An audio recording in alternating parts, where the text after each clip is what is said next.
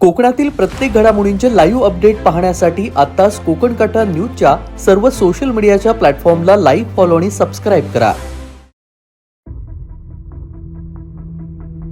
चिपळूणमधील संशयास्पद जळालेल्या मानवी अवशेषांपासून सुरू झालेल्या तपासाचा धागा पकडत चिपळूण पोलिसांनी अवघ्या 24 तासामध्ये खून आणि पुरावा नष्ट करण्याचा गंभीर गुन्हा उघडकीस आणलाय. या प्रकरणात 2 आरोपींना अटक करण्यात आलेली असून चिपळूण पोलिसांच्या कारवाईचं सर्वत्र कौतुक केलं जात आहे.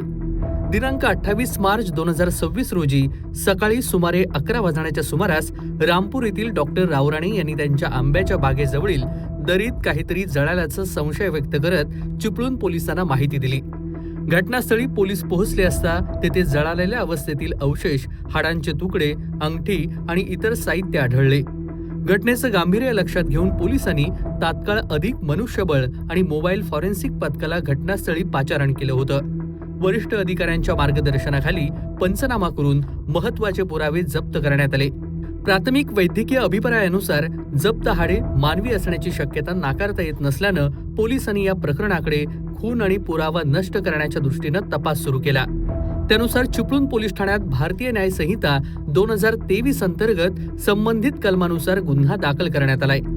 तपासादरम्यान जळालेला मृतदेह हा मुंबईतील ऐजाज कुरेशी यांचा असल्याचं निष्पन्न झालंय. त्यांची हत्या करून मृतदेह चिपळूण तालुक्यातील रामपूर येथे आणून जाळण्यात आल्याचं उघड झालं. पोलिसांनी दिलेल्या माहितीनुसार स्थानिक पडताळणी आणि तांत्रिक विश्लेषणाच्या आधारे तपासाची दिशा निश्चित केली. घटनास्थळाची जागा विशाल विजय खोडदेकर वय 28 रामपूर याच्या मालकीची असल्याचं समोर आलं आणि तो त्या दिवसापासून फरार असल्याचा संशय अधिक गडद झाला. दरम्यान मुंबईतील मालाड पोलीसही त्याच्या शोधात चिपळूणमध्ये दाखल झाल्यानं या प्रकरणाला अधिक महत्त्व प्राप्त झालं. तपासात पुढे उघड झालं की विशाल खोडदेकर आणि त्याची लिव्ह इन मध्ये राहत असलेली जन्नुतनिसा जिन्नत खान राहणार मालाड मुंबई हे दोघे लिव्ह इन रिलेशनशिपमध्ये राहत होते. पैशाच्या वादातून त्यांनी ऐजाज कुरेशी यांची हत्या केली. मुंबईत खून केल्यानंतर मृतदेह बॅगेत भरून चिपळूणला आणण्यात आला आणि रामपूर येथील बागेत नेऊन तो जाळण्यात आला, ज्यामुळे पुरावे नष्ट करण्याचा प्रयत्न 1 महिन्यापूर्वी करण्यात आला होता. दिनांक 28/3/26 रोजी मी पोलीस स्टेशनला कार्यरत असताना डॉक्टर रावराणे, रामपूर येथील डॉक्टर रावराणे यांचा मला फोन आला की आमच्या आंब्याच्या बागेच्या बाजूला काही अंतरावरती काहीतरी संशयास्पद जाळल्याचं दिसून आलं. असं समजल्याच्या नंतर तात्काळ मी घटनास्थळी माझ्या स्टाफसह पोहोचलो आणि माननीय SDPO सरांना आणि फॉरेन्सिक लॅबला पण लॅबचे जे पथक आहेत त्यांना पण मी घटनास्थळी बोलवून घेतलं. सदर ठिकाणी मी आमचे स्टाफ आला आणि फॉरेन्सिक पथक आल्याच्या नंतर त्या ठिकाणी मला संशयास्पद दिसलं की घटनास्थळावर काही कुणीतरी काहीतरी जाळल्याची हाडं दिसून येत आहेत. एक लोखंडी रॉड आहे, एक स्टीलचा रॉड 2 लोखंडी रॉड आहेत, स्टीलचा रॉड आहे आणि काही अंगठ्या दिसून आल्या. त्याच्यामुळे संशय बळावला की इथं काहीतरी घातपाताचा प्रकार झाला असावा. सदर बाबत मी माननीय पोलीस अधीक्षक श्री बगाटे साहेब, माननीय अप्पर पोलीस अधीक्षक श्री महामुनी साहेब यांना फोनद्वारे माहिती दिली आणि सरांना झालेला प्रकार सर्व सांगितला. मग सरांनी योग्य ते मार्गदर्शन केल्याच्या नंतर सदर प्रकरणी आम्ही त्या ठिकाणी घटनास्थळाचा पंचनामा करून वगैरे खात्री करण्यासाठी कामठी रुग्णालयातील डॉक्टरांकडून त्याबद्दल ओपिनियन घेतलं. त्यांनी सांगितलं की मानवी असण्याची शक्यता नाकारता येत नाही आणि घटनास्थळावर काही अंगठे मिळाले असल्यामुळे आमची खात्री झाली की हे मानवी घातपात असावा. म्हणून आम्ही लगेच सदर प्रकरणी वरिष्ठांचं मार्गदर्शन घेऊन सदर प्रकरणी जे घटनास्थळ आहे हे कोणाच्या मालकीचं आहे याच्याबाबत माहिती घेतली असता ते रामपूर येथील विशाल खोडदेकर याच्या मालकीचं आहे असं माहिती मिळाली. त्याच्याबद्दल माहिती घेतली असता तो गेल्या 4-5 महिन्यापासून फरार आहे अशी माहिती मिळाली. तो लास्ट कुठं स्पॉट झाला, कोणाशी बोलला याचं CDR घेतल्याच्या नंतर माहिती घेतल्याच्या नंतर तो ऐजाज कुरेशी मालाड मुंबई इथला असल्याचं समजलं आणि ते ऐजाज कुरेशी पण 14 नोव्हेंबर 2025 पासून बेपत्ता असल्याबाबतची मालवणी पोलीस स्टेशनला तक्रार होती आणि ते पण तिथले पोलीस जे PSI काळे आणि त्यांचं पथक आहे ते त्याचा शोध घेत असल्याबाबत माहिती मिळाली. विशाल फोन नंबर प्राप्त करून मालवणी पोलीस स्टेशन कडनं आणि माहिती घेतली असता त्यांनी सांगितलं की माझे पती 14 नोव्हेंबर पासून बेपत्ता आहेत, मी तक्रार दाखल केली आहे आणि ते लास्ट चिपळूणचे जे कोण विशाल खोडदेकर कोण जे आहेत तर त्यांच्या बरोबर होते अशी माहिती समजली. त्याच्यामुळे मग मी विशाल खोडदेकरांचे नंबर प्राप्त करून त्याचा CDR घेतला आणि त्याचं लोकेशन ट्रेस केलं. माझं मी पथक पाठवलं आणि माझ्या पथकाने काल सकाळी त्यांना 7:30 8 वाजण्याच्या सुमारास ताब्यात घेतलं. गुन्हा दाखल झाल्यानंतर पोलिसांनी वेगानं हालचाली करत 31 मार्च रोजी रात्री 10:15 वाजता विशाल खोडदेकर याला अटक केली. सखोल चौकशीत त्यानं गुन्ह्याची कबुली दिली.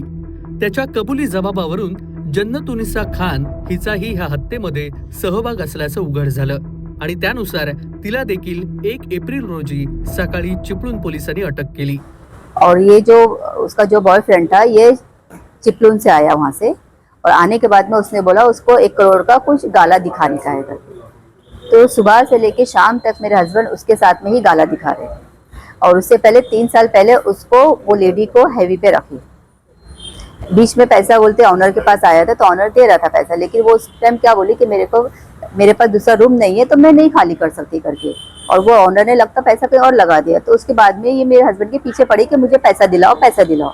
ये बोले जब उसके पास आएगा तभी दिलाएंगे, ना तो उसने बोला कि दूसरी जगह दूसरा कोई ऑनर देख लो आप रेंट पे कोई डाल के, और इसको वो पैसा उसको ट्रांसफर करके उसको खाली करवा दो। तो उस दिन पता नहीं क्या उन लोगों को बहाने से उनको ऊपर बुलाए, मारा मारी हुई, या उन दोनों ने मिलके उनको मारा। अभी वो क्या बोलती कि हम दोनों ने मिलके उसको मारे। उस दिन पूरा सुबह से लेके शाम तक उस लेडी के साथ में ही थे। उसको 6 बजे तक उसको दूसरा, 5 बजे तक उसको दूसरा गाला दिखाए, सब गाला दिखा रहे थे। बाद में उन लोगों का कुछ फाइनल नहीं हुआ किए। हमको डाउट आया तो हम उनपे जाके हमने पुलिस को बोले, क्योंकि उस दिन से वो लेडी पूना बोल के वो चिपलून चली गई। जब हमने शाम में भी पता चला तो वो उसके साथ में थे। उसके बाद में दूसरे दिन हमको मालूम पड़ा कि वो लेडी से हमने बात की है कि कल तक आपके साथ ही में थे, तो वो क्या बोली मैं भी पूना के लिए निकली हूँ। जब उसका फोन नंबर ट्रैक किए तब पता चला वो चिपलून पहुंची हो, चिपलून कोई फार्म हाउस पे है। कैसा है मालूम है, सीसी कैमरे में हम लोग ने चेक करे। उन्हें खुद ने कबूल है कि हमने ही उनको मारे हैं, वो और उसका बॉयफ्रेंड दोनों ने मिलके ही उनको मारे हैं। अब वो तो उसने कबूल करी है, कबूल तो कर ली ना उसने। कबूल करी। अभी मुझे इंसाफ चाहिए, क्योंकि मेरे 2 छोटे बच्चे हैं, 2 छोटे बच्चे हैं। अभी मेरे बच्चों का बाप का साया नहीं है। अभी मुझे इंसाफ चाहिए, जितना हो सके उसको या तो फांसी की सजा दिलाओ या तो उसको लाइफ टाइम की सजा दिलाओ। उसने बहुत बेरहमी से उसने मेरे शौहर को मारी है, और वो खुद बोल भी रही है। दोन्ही आरोपींना न्यायालयात हजर केले असता त्यांना 6 एप्रिल 2026 पर्यंत पोलीस कोठडी सुनावण्यात आली आहे. या प्रकरणाचा पुढील तपास सुरू असून गुन्ह्यामागील नेमका हेतू, आर्थिक व्यवहार आणि इतर शक्य तितके धागेदोरे तपासले जात आहेत. फॉरेन्सिक मदत आणि जलद कारवाई यांच्या जोरावर चिपळूण पोलिसांनी अल्पावधीत आरोपींपर्यंत पोहोचत तपास कौशल्याची प्रचिती दिलेली आहे. आणि गेल्या 2 दिवसापासून चिपळूणमध्ये रामपूरमध्ये जी घटना घडलेली होती, ज्याच्यावरती अनेक प्रश्नचिन्ह उपस्थित करण्यात आलेले होते, त्या सगळ्या प्रश्नांची उत्तरं आता चिपळूण पोलिसांनी समोर आणलेली आहेत. कोकण कट्टा न्यूज, चिपळूण, रत्नागिरी.